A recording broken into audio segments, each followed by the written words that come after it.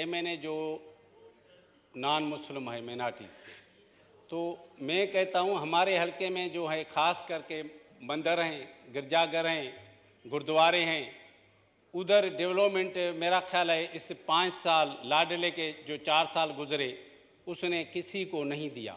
मैं कह रहा हूँ जैसे दूसरे मेंबरान को हलके में डेवलपमेंट मिली है, हमारे भी जो 5 MNA उनके हलके में माइनॉरिटीज़ के लिए ये फंड रिलीज़ किया जाए। और दूसरा इसमें गुजारिश ये है, तो ये जो हमारे मिनिस्ट्री मजहबी और माइनॉरिटी मिनिस्ट्री जो इकट्ठे है, उसी में ये ईद हो, दिवाली हो या क्रिसमस डे हो या को बाबा गुरु नानक का जन्म का दिन हो, इसमें ये एक क्वार्टर 1,25,000 रुपया उनके फिनांस असिस्टमेंट जो होती थी, चेक उनके पेज अकाउंट पे गरीबों के नाम पे आती थी। उन्होंने ये भी कहते हैं पैसे लैप्स हो जाते हैं। भाई 1 लाख में पूरे मुल्क में कैसे मेंबर उनको डिवाइड करेगा? मेरी गुजारिश ये, हमारे दौर में आप जब पाकिस्तान पीपल्स पार्टी की हुकूमत थी 2008 से 13 तक, यूसुफ रज़ा गिलानी साहब हो या आप राजा परवेज़ अशरफ साहब प्राइम मिनिस्टर था, आपके याद होगा आपने माइनॉरिटी के लिए कहा था दिवाली पे स्पेशल हल्के के लिए भाई ये 25,000 हैं उनके गरीबों के नाम पे पेज अकाउंट चेक देनी चाहिए, 20 बनाओ। उसके बाद जो भी हुकूमतें आई बंद किया गया। लोग हमारे पूछ रहे हैं भाई आप अभी भला हुकूमत है या हुकूमत ही नहीं है? मेरी गुजारिश ये है जो पहले 2008 से 2013 तक रिकॉर्ड, क्योंकि गवर्नमेंट का रिकॉर्ड है, उसको अप्रूवल की जाए, उनको गरीबों के लिए दिवाली और क्रिसमस और जो जन्म बाबा गुरु नानक का होता है उसको दिया जाए माइनॉरिटी को। तो उस पर भी मेरा ख्याल है आपको सही इधर नोट करते हैं अलाए नहीं करते हैं। मिनिस्टर तो आगे फिनांस मिनिस्टर यहाँ कोई अलाए बैठे हैं अलाए नहीं बैठे हैं, FBR वाले बैठे हैं अलाए नहीं बैठे हैं। जनाब स्पीकर, दूसरा ये जो पैसे उनमें जमा होते हैं डेवलपमेंट के, वो नॉन लेफल हो जाता है, तो कम से कम उनको ऐसा करना चाहिए जिसका जून के बाद पेमेंट रुकती है तो कम से कम वो हल्के में तो जाए। ये भी गुजारिश करें, ये नोट में आना चाहिए, फिनांस मिनिस्टर को ये बात करनी चाहिए। दूसरा, हमारा ETPB में कम से कम जनाब स्पीकर साहब 12 से 14 अरब बैंक में डिपॉजिट पड़े हुए हैं। भाई उसमें से सिर्फ कुछ फंड डेवलपमेंट माइनॉरिटी के मंदिर, गुरुद्वारे या गिरजाघर डेवलपमेंट की जाए तो वो भी मेरा ख्याल है बेहतर होगा। जनाब स्पीकर साहब आपका तवज्जो चाहिए।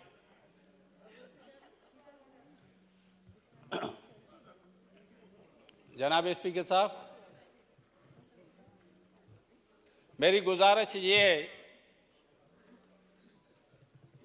जज साहिबान की जो सैलरी है वो देखें। आज मेरे से मीडिया वाले पूछ रहे हैं कि स्पीकर साहब सेनेट की बड़ी, मैंने कहा भाई मेंबरान की तो 1,60,000 में उनमें यूटिलिटी बिल भी उसमें है, आप जो 22 ग्रेड का ऑफिसर है उसकी भी सैलरी देख लो उसकी क्या है, तो कम से कम उस पर भी हम नहीं कह रहे हैं जो अभी हालात है हम कहें, पर कम से कम जो उनकी सैलरी है उस हिसाब से वो क्या कर रहे हैं। हम सारा दिन पब्लिक के साथ हम होते हैं और आप जाओ अडयाला जेल या किसी जेल में 2-2 साल किसी की हेयरिंग नहीं होती है, उस पर भी इंसाफ करना चाहिए, क्योंकि जो गरीब बदे बोलने के लिए कहीं उनका कोई सुनने वाला नहीं होता है, तो उस पर तो कोई इम्प्लीमेंट होती नहीं है, उस पर कोई सोमोटो नोटिस नहीं होता है। बाकी जगह कोई लीडर, हमारे लीडर ने तो भाई 11-11 साल हमारे कोर चेयरमैन आसिफ अली जरदारी साहब ने जेल काटा, हमारी कायद बहन हमारी अदी फरियाल टालपुर साहबा को ईद के रात जेल में डाला, 12 बजे 1 बजे। हमारा मीर मुनवर टालपुर को, मतलब हमारे किस किस को इन्होंने जेल में नहीं डाला, सिर्फ इसने जो 4 साल लाडले ने, आपको पता है मेरे बेटे को 6 माह बेगुनाह, उसका क्योंकि इंसाफ है ही नहीं। यही जज साहब आते हैं चैम्बर से निकल के, चाय पीते हैं, 2 घंटे अंदर चले जाते हैं, साईं 2 माह के बाद हेयरिंग। भाई खुदा का खौफ करो, अल्लाह का खौफ करो, क्योंकि जब अल्लाह की लाठी जब हिसाब लेती है ना, तो आप ये नहीं रह सकेंगे इधर। क्योंकि किसी के साथ, गरीब के साथ, मैं यकीन करें राजा साहब, आपने उस टाइम में हेल्प की, हमारे कोर चेयरमैन आसफ अली जरदारी साहब ने की, चेयरमैन बिलावल भुट्टो जरदारी ने की, अदी फराल टारपुर साहब ने की। जब हम जेल पे जाते थे, लोग गरीब कहते थे साईं हमारे को हेयरिंग पे नहीं लेकर जाते हैं। तो कभी मैं आपको भी गुजारिश करूंगा, आप कभी विजिट करो, जो गरीब बंदे, उनके किसी के 4000 के केस में, कोई 5000, बदकिस्मत, उधर तो कोसो मोटो नोटिस नहीं ले रहा है। हमारे लिए तो रात को 12 बजे कोर्ट नहीं खुल रही है। यकीन करें तो ये जज साहबान, जो मैं चीफ जस्टिस को कहूँगा, तो आप जो हाई कोर्ट में बैठे हैं उनको भी देखो, सिविल जज जो बैठे हैं उनको भी देखो। कोर्ट में वो अंदर आते हैं, चैम्बर से निकल के भाई हेयरिंग गए, फिर महीने के बाद हेयरिंग, पर जब फैसला होता है 3 दिन उस पर सिग्नेचर नहीं होती है। मैंने तो 6 माह, और ख़ास करके जो अदी फराल टालपुर साहबा की और कोर चेयरमैन आसफ अली जरदारी साहब की हेयरिंग पे हम जाते थे। अल्लाह इनसे इंसाफ ले, क्योंकि गरीब बंदा और शरीफ बंदा बड़ा मुश्किल है। यहाँ जिससे पूछो गरीब बंदे के पास रोटी नहीं है। 35,000 अभी 35 कितनी जॉब वालों के लिए बढ़ाई है, उसके लिए पूछो कैसे वो बजट बनाएंगे, बच्चों को पढ़ाएंगे या क्या करेंगे। एक तो हमारी अल्लाह पाक से हम दुआ करें, कभी फ्लड आ जाती है, अभी ये समंदरी तूफान आ रहा है, इस पे हमारे को अल्लाह पाक से माफ़ी मांगनी चाहिए और दुआ मांगनी चाहिए। तो मुल्क के लिए दुआ करें कि ये हम इन मुसीबतों से निकलें, तो हमारी मैशियत भी अपने पाँव पे आ जाए। और दूसरा, इधर देखो ना, 4-5 मिनिस्टर बैठे, आप मिनिस्टर साहबान हैं नहीं, पता नहीं कहाँ से आते हैं, कहाँ से होते हैं। जनाब स्पीकर साहब, मेरी गुजारिश ये है, आप जो मैंने अर्ज़ किया है, ख़ास करके जो मिनार्टी के डेवलपमेंट है, मैं प्राइम मिनिस्टर साहब का कोई बैठा हो ADCLI नज़र तो नहीं आ रहा है, और मेरे को समझ में भी नहीं आ रहा है, पर मेरे को दोस्त, मेरा हक बनता है, अपना राइट है, मैं अपने हिंदू भाइयों की, सिखों की, क्रिश्चियनों की, मैं इस फ्लोर पे, क्योंकि ये बजट की यही होती है, क्योंकि तो अपनी पॉइंट आदमी कम से कम लोग देखें कि गूंगे बेरे नहीं बैठे। जनाब स्पीकर साहब, मेरी गुजारिश है, इस पे मैं आपको रिक्वेस्ट कर रहा हूँ, जैसे आप प्राइम मिनिस्टर थे पहले, तो आपने ये डेवलपमेंट हमारे को दी, एक 25 करोड़ की रड़की साहब में जो देखे जाके ओवर ब्रिज दी, आज वो 1 अरब में भी नहीं बनेगी। मैंने अपने कोर चेयरमैन को, प्रेसिडेंट आसफ अली जरदारी साहब था, मैंने कहा साईं हमारी ये ब्रिज है, मिनार्टी वाले रिक्वेस्ट करने आए, यकीन करें उसने, प्राइम मिनिस्टर यूसुफ रजा गिलानी था, उसको कहा जितनी इसमें डेवलपमेंट लगती है आप जो है फंड रिलीज करो। आज वो इधर मेरा कल पाकिस्तान में क्या, मैं दावा से कहता हूँ, ऐसी जो हमारा पड़ोसी मुल्क है इंडिया में भी ऐसी ओवर ब्रिज नहीं है। Thank you. तो आप कभी विजिट करें तो डर की साहब, साईं सादराम के सचो सतराम के पास ये बनी हुई है, मुख्तलिफ पंजाब साहब आप जाएं, जनाब स्पीकर साहब पंजाब साहब जाएं गुरुद्वारा, वो भी हमारे दौर में चेयरमैन था ETBB आसिफ हाशमी, उसने काम कराया। मेरी गुजारिश ये है, इस पे थोड़ा इम्प्लीमेंट कराएं। ख्वाजा साहब, कभी कभी हम बोलते हैं, कभी हमारे को भी बोलने दें। जनाब स्पीकर साहब, मेरी गुजारिश ये है, प्राइम मिनिस्टर साहब को कोई मैसेज दिलाएं, कह रहे हैं कभी कोई अकेलती बोले उस पर इम्प्लीमेंट भी करो।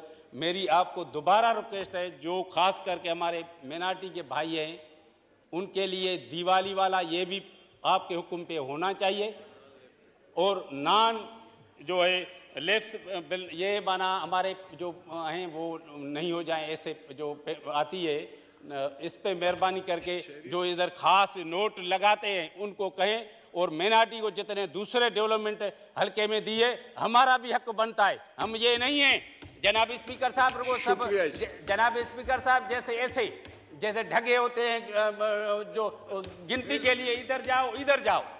मेरी मेहरबानी आपको गुजारिश ये है, आप इस पे इम्प्लीमेंट कराएं, क्योंकि याद है अगली स्पीच आप निकालें, मैंने कहा था वो जो ठगी थी लोटी, वो आज भी दूसरी के पार्टी में गई है, ये फिर आगे इधर पीछे बैठे रहेंगे। मेरी जनाब स्पीकर साहब ये गुजारिश, इस पे नोटिस लें, आपकी बड़ी मेहरबानी। जिए भुट्टो जिए, मोहतरमा बेनज़ीर भुट्टो साहब। Thank you. मैं मोहतरमा शेरी रहमान साहिबा मिनिस्टर फॉर क्लाइमेट चेंज से कहूँगा कि वो जो समुद्री तूफ़ान की सूरत हाल है, जो साइक्लोन की इस वक्त मुल्क में, उससे ज़रा प्राइज़ कर दें हाउस को। Thank you.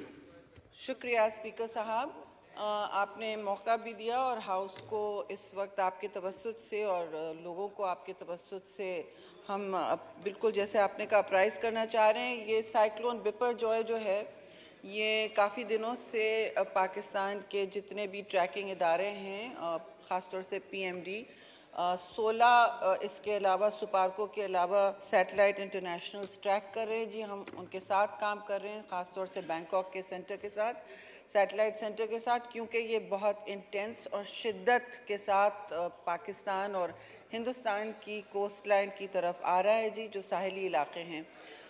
कल इसकी मुतवक्को है, अगर ये पाथ पे रहता है, क्योंकि खासा अनप्रेडिक्टेबल है, लेकिन अभी तक इसकी जो रात भर हम देखते रहे हैं, इसका जो रास्ता है या पाथ है, ये वही है ट्रेजेक्ट्री जो हमने अभी तक प्रिडिक्ट की थी, कि ये अब कराची को मिस करते हुए लैंडफॉल ज़रूर करेगा। इसका इम्पैक्ट होगा जी सिंध के कोस्टल डिस्ट्रिक्ट, वो बलूचिस्तान की तरफ से हट के अब नॉर्थ बाय नॉर्थ ईस्ट जा रहा है, फिर एक ये हार्ड राइट करता हुआ पहुँचेगा जी केटी बंदर ख़ास। वहाँ एक इसकी एक्सपेक्टेड टकराव है काफ़ी इंटेंस, और इस वक्त ये 140 से 150 किलोमीटर पर आवर की तेज़ी पे आ रहा है।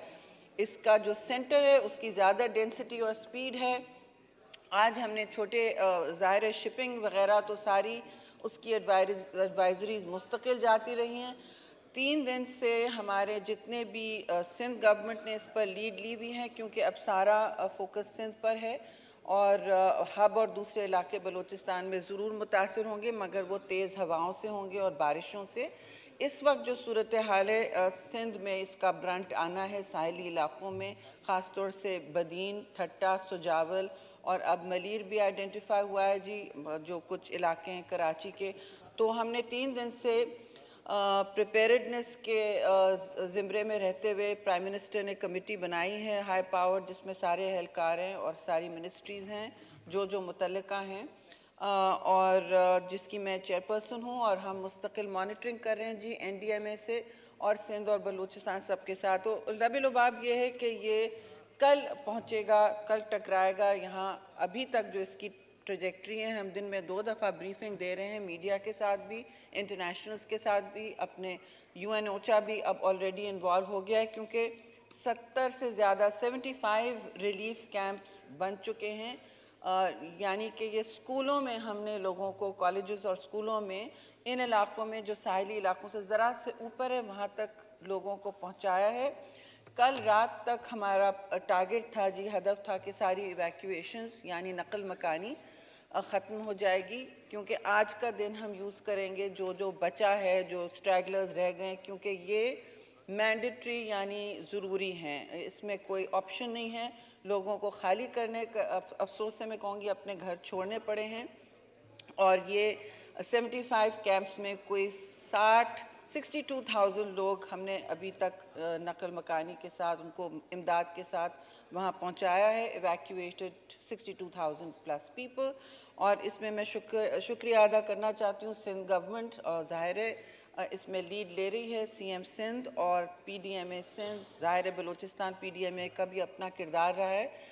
कोस्टल हमारे जितने इलाक़ाजात हैं उसमें कोस्ट गार्ड, मरीन, हमारे जितने भी तनसीबात हैं, और पाकिस्तान नेवी, पाकिस्तान इसमें रेंजर्स, जितने भी फॉर्मेशंस वहाँ हैं वो फुली डिप्लॉयड हैं।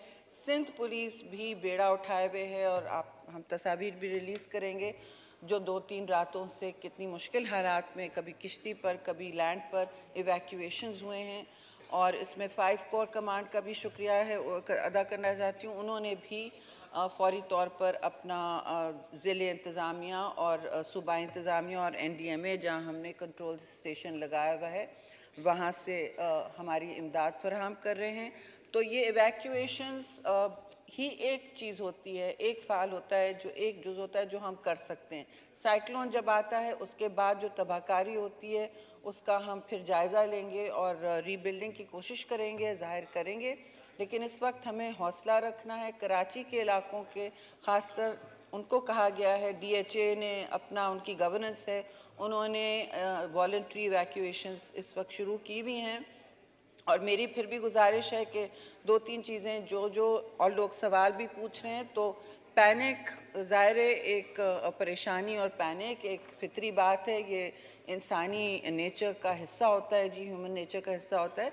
लेकिन इसके साथ साथ अगर हम थोड़ी मनसूबाबंदी और मंतिक के साथ काम करेंगे और हुकूमती एहलकार और अथॉरिटीज़ के साथ अपना कोऑपरेशन दिखाएंगे, जब वो कहेंगे मूव करें, और जब तक आपको वहाँ के इलाके के एहलकार नहीं कहें कि आपने वापस जाना है या आपको जगह फराहम करें, आपने प्लीज़ वहाँ से नहीं निकलना है। हमें इस वक्त भी इत्तला आ रही है कि फ़िशरमैन जो हैं, माहीगीर जो हैं, उनके लिए बहुत दिल भी दुखता है, उनकी डेली वेजेस का मामला होता है, तो वो फिर भी निकल रहे हैं। उनको भी अब फोर्सिबली वापस लाया जा रहा है, क्योंकि समंदरी इस वक्त जो वेव्स हैं वो आज रात से और कल परसों तक काफ़ी तेज़ हो सकती हैं, ऊंची हो सकती हैं, इनकी मीटरेज बहुत ज़्यादा हो सकती है। मैं पैनिक नहीं फैलाना चाहती, लेकिन ज़ाहिर है प्रिकॉशनरी मेजर्स ही लेंगे, मनसूबाबंदी करेंगे तो अपने लोगों की जानें बचाएंगे। इस वक्त हम जान बचाने के मरहले पर हैं, और जहाँ जहाँ इवैक्यूएशंस हुए हैं वहाँ रिलीफ गुड्स प्रोवाइड, यानी कि पानी, साफ़ पानी पीने का प्राइम मिनिस्टर की भी हिदायत है कि NDA में हेल्प करे, और ज़ाहिर खाना और मेडिकल सपोर्ट भी ज़रूरत होगी। तो हम रात जी काम कर रहे हैं राउंड द क्लॉक, और गुजारिश ये है कि लोगों को एहलकारों से प्लीज़ कोऑपरेट करना है। ये जितना भी इस वक्त हम एहतियात बरत कर लेंगे, कराची वालों से भी जी पैनिक ना करें, लेकिन कहा गया है कि बाहर चीज़ें ना छोड़ें, ख़ास तौर पे जो CVU वाले हैं, DHA वाले हैं, उन इलाकों दरख्शां वगैरह जो इलाके हैं, बाहर अपने पेट्स को, अपनी लाइफ स्टॉक को, अपने लोगों को ना छोड़ें। कल तो बिल्कुल आपने वेट करना है लैंडफॉल के लिए, क्योंकि तूफ़ानी हवाएं कोई भी वेलोसिटी इख्तियार कर सकती हैं। गाड़ियों के विंड स्क्रीन्स वगैरह डिटेल्ड इंफॉर्मेशन और इसकी हिदायत फराहम की जा रही हैं वक्तन फ़वक्तन सबके सोशल मीडिया पे, NDMA पे, मेरे सोशल मीडिया पे, कि एहतियाती तदाबीर क्या क्या करनी है। आपने पहला काम तो बिल्कुल जो सोलर पैनल्स रखे हुए, सुन लीजिए सरकार, सोलर पैनल्स जो आपके छतों पे हैं उनको सिक्योर करें, ये नहीं हो कि ये फिर इस हवा में रैटल हों। अपने इलेक्ट्रिसिटी पोल्स के हवाले से मोहतात रहना है, ज़ाहिर है ये हमेशा का मसला होता है। और बिल बोर्ड्स जो हैं बड़े शहरों में उतारे जा रहे हैं, इस वक्त भी CM सैन मुतहर्रिक हैं और ये बिल बोर्ड्स उतार रहे हैं ताकि वो ख़तरे का बायस ना बने।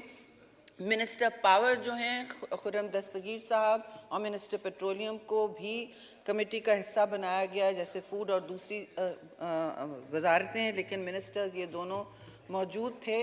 प्राइम मिनिस्टर ने उनको कहा है कि अपने अमले और सेक्रेटरीज़ हाईएस्ट लेवल पे कराची मुंतकिल करें, जिस तरह हमने NDMA को मुंतकिल किया हुआ था इमरजेंसी सेंटर लगाने के लिए, बेटर कोऑर्डिनेशन के लिए।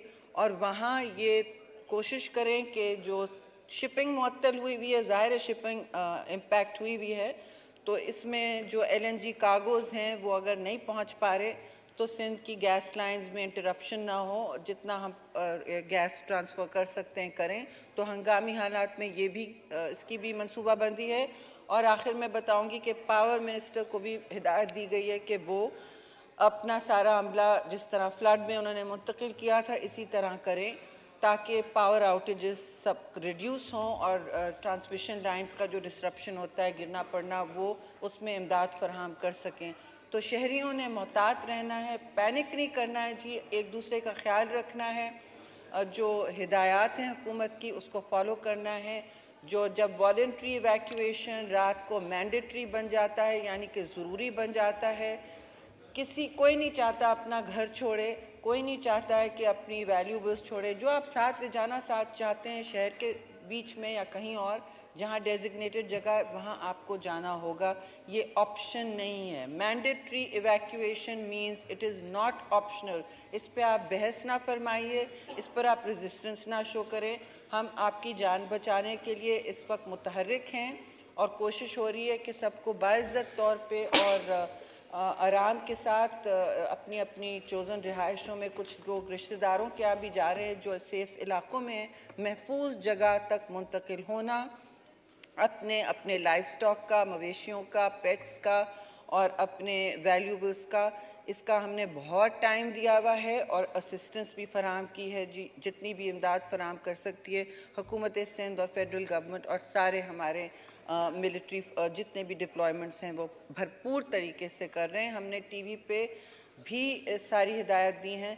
तो इन अल्फाज के साथ मैं आपके तवस्सुत से शुक्रिया अदा करूँगी और वापस वहाँ मैंने जाना है क्योंकि हमने फिर शाम को देखना होगा कि फ़्लाइटों का क्या किया जाए, क्योंकि अभी हमने अनाउंस कर दिया है कि प्राइवेट और छोटे एयरक्राफ्ट जो हैं वो इस वक्त फ्लाई नहीं कर सकते। शाम को हम कमर्शियल फ़्लाइट्स का देख लेंगे, लेकिन कोशिश रहेगी कि सबसे कम तकलीफ़ हो लेकिन मुकम्मल सबको प्रोटेक्शन हो। Lives have to be saved. उसके बाद हम देखेंगे क्या क्या इसके लॉसेस एंड डैमेजेस हैं, क्योंकि ये क्लाइमेट चेंज का ही शाखसाना है जी। शुक्रिया।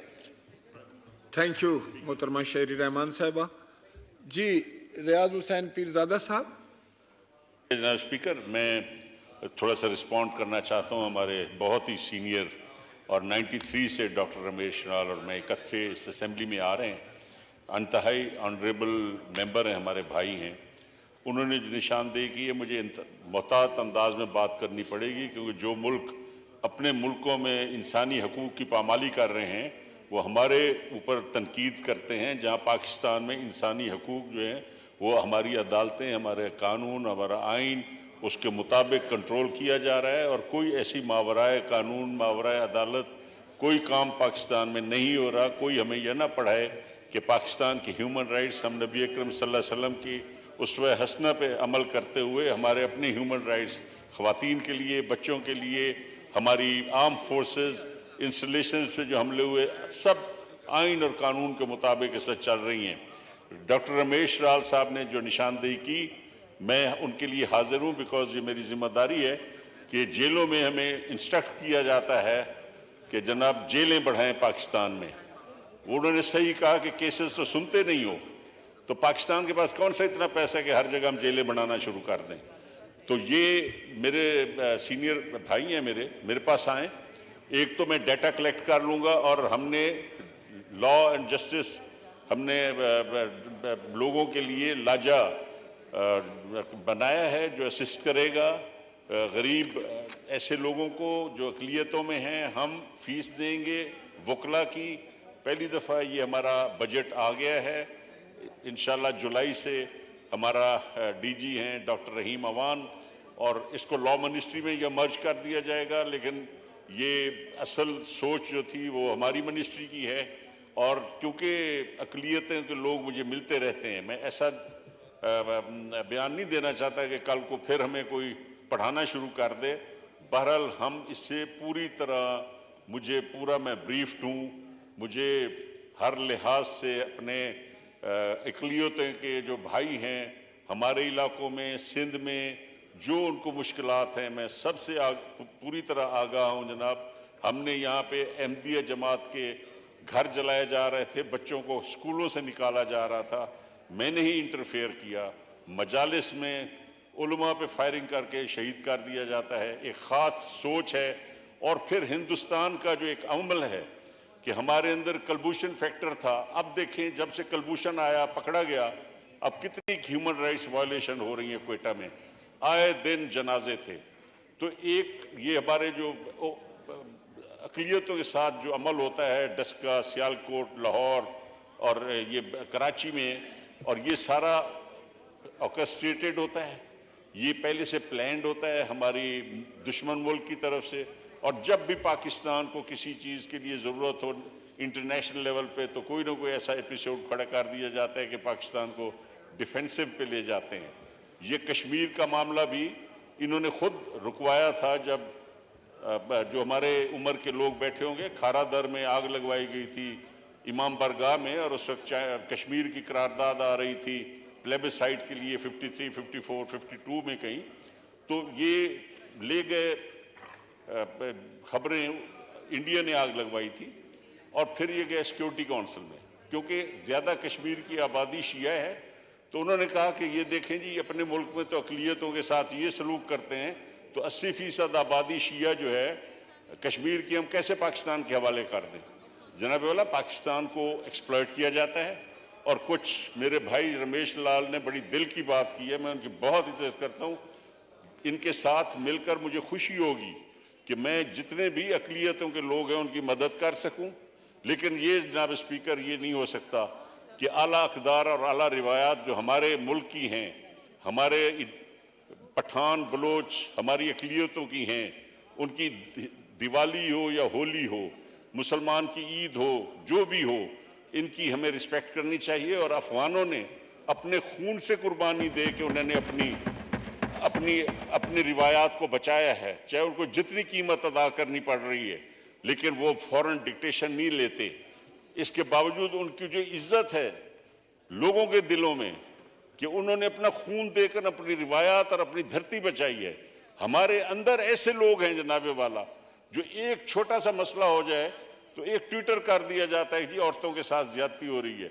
अभी जेल्स को इंस्पेक्ट कराया है ह्यूमन राइट्स कमीशन और हमारे लोगों ने, और वहां पे एक भी जनाबे वाला, ये जेल्स का निज़ाम जो है, मैं वजीर रहा हूँ जेल खाना जात का, ये एक परफेक्ट डॉक्यूमेंट है जेल मैनुअल। वर्दी वाले लोग हैं, हो ही नहीं सकता कि वहाँ पे ऐसी चीज़ें हों कि जो औरतों के साथ इल्ज़ाम लगाया जा रहा है। छोटी मोटी होती है, कोई अंदर नशा वशा चला जाता है, लेकिन ये वर्दी वाले लोग हैं। एक आईजी होता है जिम्मेदार, महीने में एक दफ़ा डीसी और एक दफ़ा सेशन जज विजिट करता है। और जो खुद ह्यूमन राइट्स के मालिक हैं, हमारी अदालतें, सबसे ज़्यादा अगर वो थोड़ा सा जो तजवीज़ दी है रमेश लाल ने कि मेहरबानी करें, इन गरीबों के केस सुने और ये दरवाजे बंद करके पेशी दे के जाना जो है, इस पे मुझे सख्त एतराज़ है एज मिनिस्टर ह्यूमन राइट्स। और इसको हमारी जो इंस्ट्रक्शंस हैं, हायर अदालतें जो है वो नीचे बताएं कि इन लोगों के केसेस सुने जाएं, और जिनके पास फीस नहीं है या असिस्टेंस नहीं है वो मैं प्रोवाइड करूँगा। तो मैं हर लिहाज से दुनिया को यहाँ फ्लोर ऑफ द हाउस बताना चाहता हूँ एज मिनिस्टर ह्यूमन राइट्स कि पाकिस्तान के अंदर एक कानून है और उस कानून के तहत सब हम चल रहे हैं, जबकि इनके अपने मुल्कों के हालात जो हैं वो मैं बता नहीं सकता, क्योंकि हमें कुछ मुझे भी एहसास है कि हमारे अपना एक रिवायत है कि हम किसी को क्यों कहें, लेकिन हमें ह्यूमन राइट्स पढ़ाना दुनिया छोड़ दे। पाकिस्तान में हर वक्त हर लम्हा कानून की पासदारी है और कोई मावराए अदालत या कोई ऐसी हाई हैंडेडनेस नहीं हो रही। नेशनल कमीशन फॉर वुमेन भी काम कर रहा है, एक भी ऐसी हमें दरखास्त नहीं आई। सिर्फ जो लोग मुल्क दुश्मन है यहाँ से ट्वीट करके और बाहर से मुल्कों से फिर उनकी एक उठा दिया जाता है इंटरनेशनल लेवल पे प्रोपेगेंडा और पाकिस्तान को डिफेंसिव किया जाता है। मैं फ़ख्र से कह सकता हूँ हम पीर फ़कीरों की औलाद हैं। रमेश लाल इंतहाई इज़्ज़तदार फैमिली से हैं, ऑनरेबल आदमी हैं। हमारा कोई भी पाकिस्तानी ये गवारा नहीं करता कि हमारे साथ ज़्यादती हो। हम अपनी इज़्ज़त और अपना वक़ार, इस मुल्क का हमारा अपना है, हमारी अपनी रिवायात हैं, उसकी हम पासदार हैं और हम उसकी पासदारी करते रहेंगे। मैं under oath as a minister human rights हूँ। मुझे फ़र्ज़ है मेरा कि मैं हर गरीब की मदद करूँ। लिहाजा ऑनरेबल मेंबर को मैं कहता हूँ कि मेरे साथ बैठ के ये जितना भी इनका हो, और बेनज़ीर इनकम सपोर्ट प्रोग्राम जो है वो शाजिया मरी साहब के पास है, और मैं कुछ चाहूँगा कि MNA साहब अगर इन गरीब लोगों को वहाँ से मदद कराएं, बैतुल माल भी है, और अगर फेडरल लेवल पे है तो वो मेरे पास आएंगे तो हम ये समरी वज़ीर ख़जाना को भी भेजेंगे अपनी तरफ से, अपनी मिनिस्ट्री से। जो इन्होंने कहा है वो हम करेंगे इंशाअल्लाह। मैं नमाज के लिए वक्फा करूं, उसके बाद बात हो जाए। जी रमेश लाल, आप मुख्तसर बात करें, फिर मीर साहब कर लेंगे। जनाब स्पीकर साहब, मेरा भाई पीरजादा साहब मेरा सीनियर है, मोहसिन है।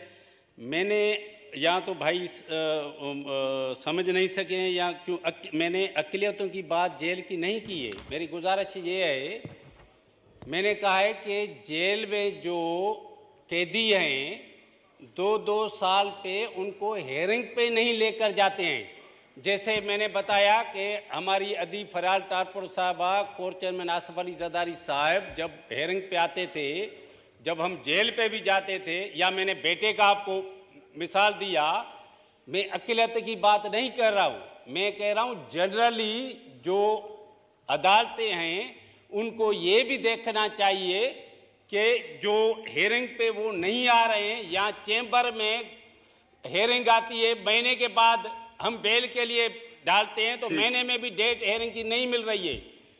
जब लाडलों के लिए रात को 12 बजे बेल हो जाती है, मैं मिसाल देता हूं एक नाम लेकर, हमारी श्री मजारी साहिबा को रात को 12 बजे बेल दिया गया, हमारी अदीब फराल टारपुर साहिबा को रात को 1 बजे ईद के रात ये यजीज करते हैं।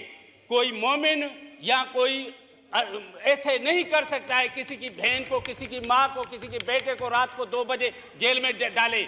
ये मेरा ख्याल है इस लाडले ने हुक्म दिया था कि रात को 2 बजे अदीब फराल साहबा को ईद जो है हजवारी वो रात को आप तने पे सोलाना। फिर भी हमारी कायद ने कहा जिए भुट्टो, उसने ये नहीं कहा। ये आज 8 दिन में रो रहे हैं, जैसे कहते हैं 6-6 माह जो जेल में काट के आता है, उनसे पूछो। घर की जब औरत अंदर जेल में जाती है, इज्जत के खानदानी जो। जनाब मुनव्वर अली तालपुर साहब, मैंने वक्फा करना है नमाज का, आप मुख्तसर करें प्लीज।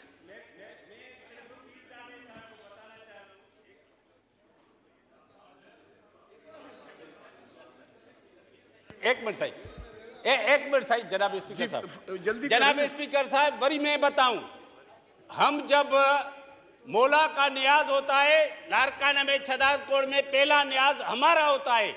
हम बीबी शहीद जब 93 में प्राइम मिनिस्टर थी, हमारे को सादत नसीब हुई करबला की। हमारे पास ये होता ही नहीं है कि ये अकेलता है या ये। मैं कहता हूँ वो इंसान हो, पड़ोसी मुल्क करता है वो जाने, उनका काम जाने।